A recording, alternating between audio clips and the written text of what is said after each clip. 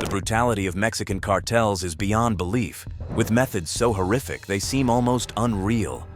How far can terror go when life is treated as disposable? Victims are boiled alive in acid, dismembered in front of loved ones, or torn apart by tigers, acts meant to instill fear more than death. Could you imagine being skinned alive while still conscious? Well, here are Mexican cartels' most brutal torture methods. 10th, dismemberment. ¿Cómo te llamas? Eso es. ¿Cómo te dicen? Vamos. ¿De dónde eres? ¿Para quién trabajas? Prosecutors say Vasquez was the director of huge shipments of drugs across the border as a Zeta boss in Piedras Negras. However, Vasquez's attorney says it was the prosecution's witness statement about a 6-year-old girl who was mutilated and eventually killed in front of her parents that turned the jury. Oscar Omar Trevino Morales, or Z42, picked up the leadership. This is when the most brutal chapter of this cartel began. Miguel Angel Trevino wasn't even a household name. He'd only been running the infamous Los Zetas since October. The horror of cartel violence goes far beyond anything most people could even think of. Cartels often use dismemberment as a method of torture. The goal isn't just to kill, but to make the victims suffer as much as possible and force them to give up information. In one brutal case from 2013, a cartel member, Marciano Chano Milan Vasquez, forced a couple to watch as he chopped their daughter apart with an axe near a flaming barrel. But that's not even the worst part. Cartels use drugs like morphine or adrenaline to keep their victims awake and aware during this torture. This way, the person feels every single second of the pain as limbs are hacked off, all while avoiding vital organs to drag out the suffering. Shock, blood loss, and infections only add to the agony. The dismemberment is also used to dispose of bodies, sending a horrifying message to anyone who dares to cross the cartel. 9. Cartel kitchens. What you saw was a change in the way drug cartels fought with violence. It was no longer those gang members with shaved heads and tattoos fighting with pistols and knives.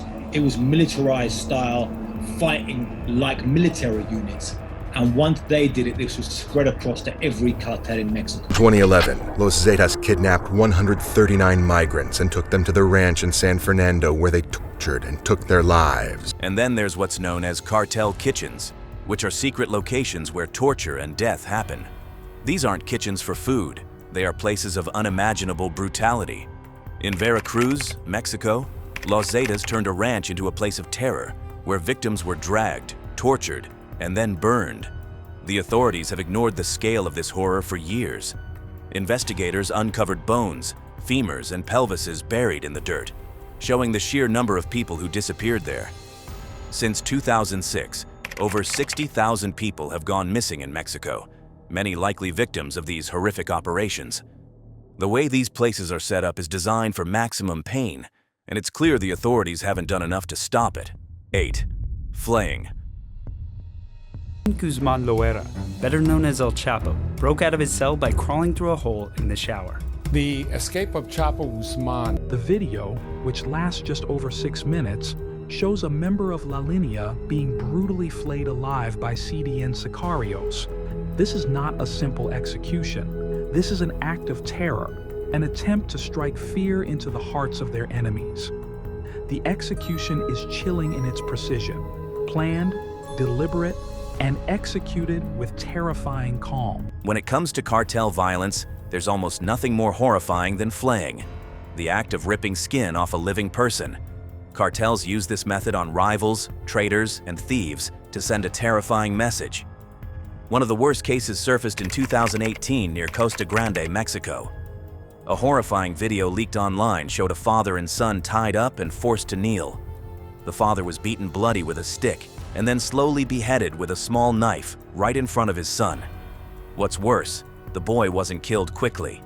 Instead, cartel members cut and peeled the skin off his chest while he was still alive, slipping in and out of consciousness but never allowed real mercy. The sheer evil left people across Mexico in shock. But this wasn't the only nightmare. Back in 2010, El Chapo himself was linked to a case where he ordered a rival's skin to be peeled off using a chainsaw. Pieces of that man's body were later found scattered across a city, stitched together grotesquely as a warning. Doctors say that when someone is flayed alive, death doesn't come quickly. Victims die slowly from blood loss, infection, or even hypothermia, sometimes suffering for hours or even days. It's almost too horrifying to believe, but it's real. And it's how these cartels keep people living in terror. 7. Human life turned into animal food. Have you ever fed any of your enemies to tigers? No. Soy un narcotraficante al cristal, perico y al fentanil. ¿Solo hace una 38 Beretta? Pues tengo 3 novias, una esposa. Images of his corpse killed. Other names are like El Lazca, El Verdugo, Z3. He was in the army, enlisted in the Mexican army, and rose to the ranks of the Grupo Aeromóvil de Fuerzas Especiales, which are the Mexican Army Special Forces. As if torture wasn't enough, some cartel bosses went even further. In the twisted world of cartel cruelty, exotic animals like tigers and lions became tools of murder.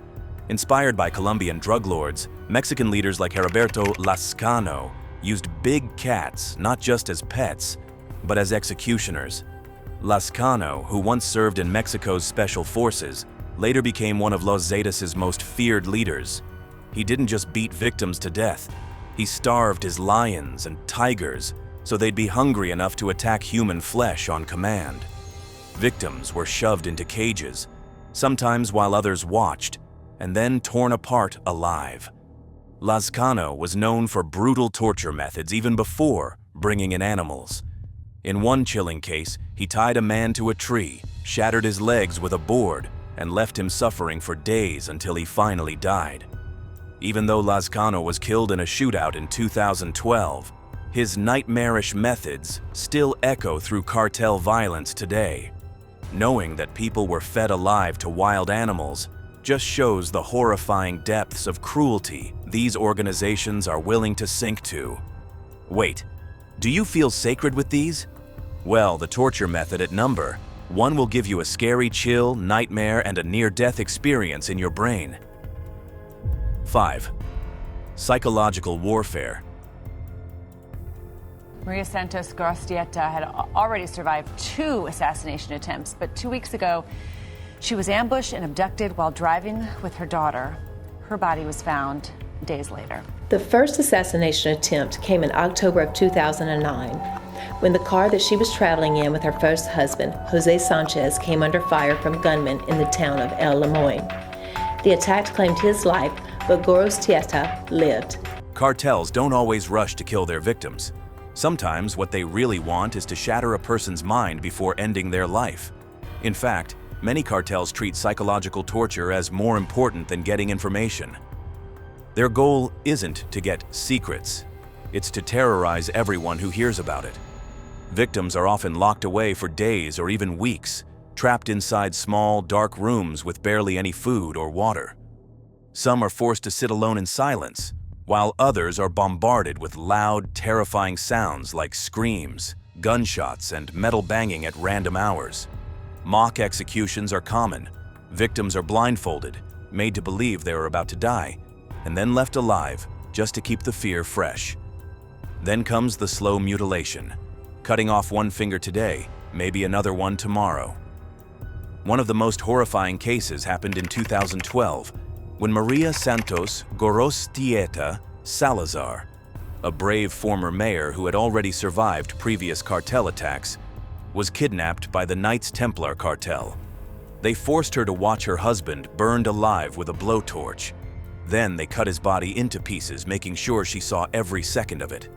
After that, they tortured and killed her too.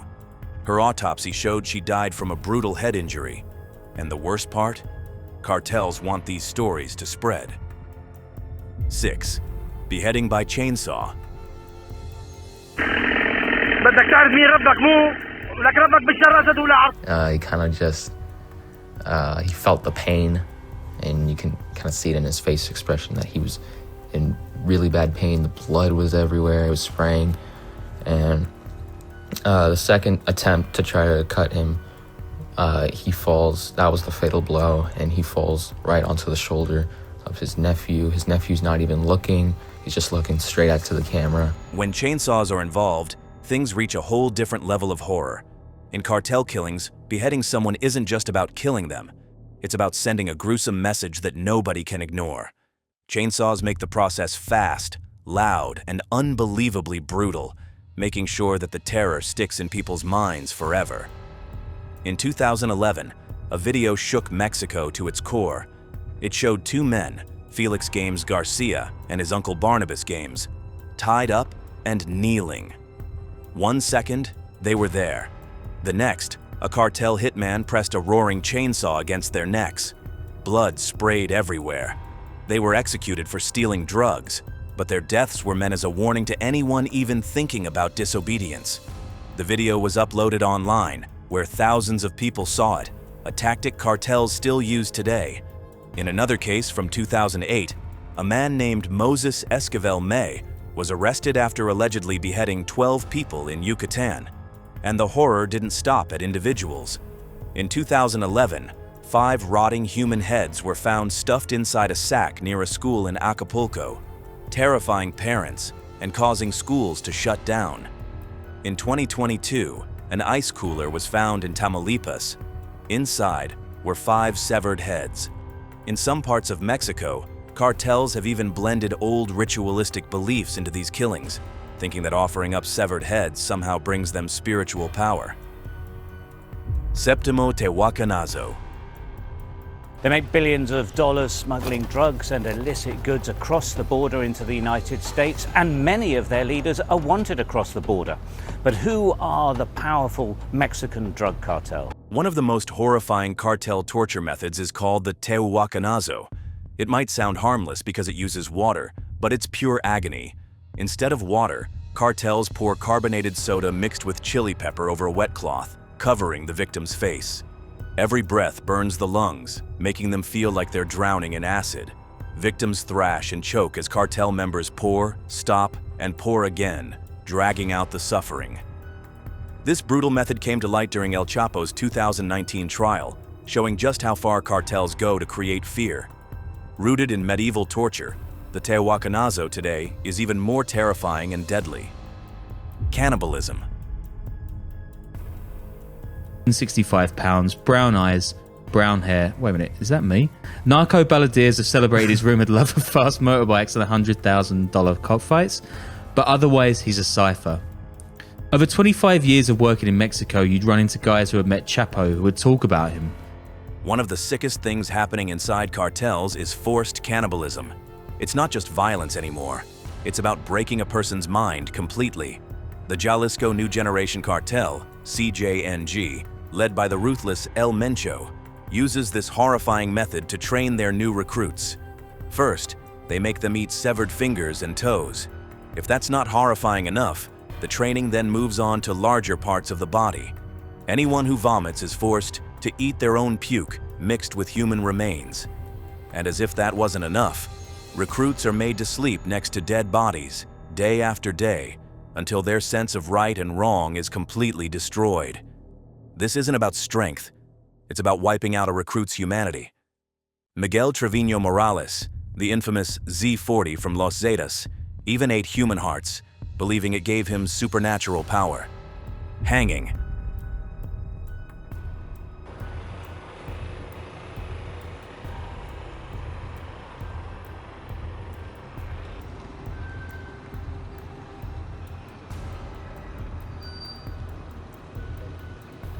Public hangings are another brutal tool cartels use to scare entire cities into silence. Bodies aren't just dumped. They're hung from bridges and highway overpasses like some sick public warning. In 2016, a man's body was found swinging from a Tijuana bridge, just a short drive from the US border. In 2021, 9 bodies were left dangling from a bridge in Zacatecas, a gruesome answer to the discovery of 14 mutilated corpses nearby.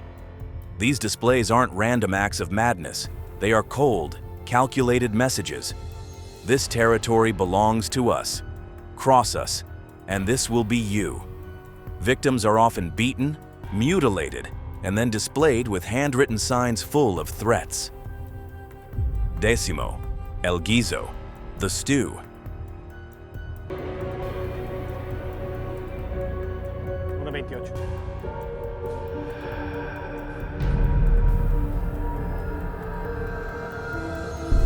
Irme arriba y abajo ya se puede romper eso y es esa consistente que parece como arena. This time it looks like they're working on barrel number 2.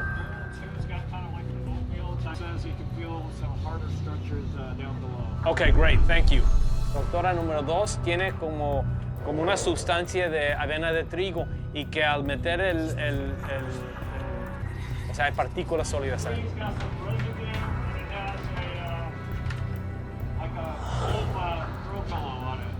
This is part of life. This is what we have to deal with. It's like they're collecting core samples now. Well, it is a sobering experience coming down here.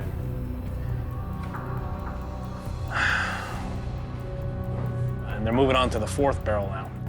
Mexican mafia turn their victims into stew, literally inside the FBI. If you think it couldn't get worse, Cartels came up with something called el guiso, or the stew. Victims are thrown alive into barrels filled with boiling acid, gasoline, or chemicals, then either burned or left to dissolve slowly. One of the most infamous butchers was Santiago Meza Lopez, known as El Pozolero, or the stew maker. This man didn't just kill, he made bodies disappear. For just $600 a week, Lopez spent years dissolving hundreds of people at his ranch near Tijuana. Some victims took 8 hours or more to fully break down, leaving behind only bits like teeth, fingernails, and tiny bone fragments.